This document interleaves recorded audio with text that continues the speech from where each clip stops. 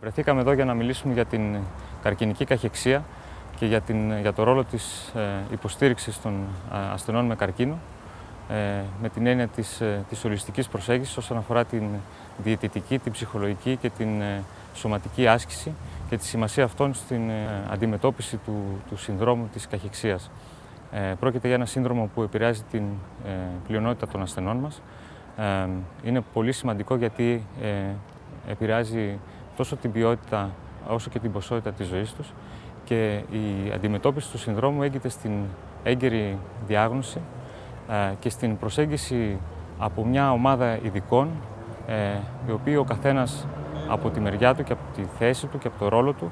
θα αντιμετωπίσει τα συγκεκριμένα γνωρίσματα του συνδρόμου, είτε αυτά λέγονται διαιτητική αναπλήρωση, είτε λέγονται ψυχολογική υποστήριξη και αντιμετώπιση της κατάθλιψης, είτε λέγονται ενδυνάμωση της σωματικής άσκησης και της φυσικής δραστηριότητας, σε συνδυασμό φυσικά με την κλασική χημειοθεραπεία που θα δώσει ο παθολόγος ογκολόγος. Όλα αυτά είναι σημαντικά, είναι αρκετά καινούργια για τα ελληνικά δεδομένα,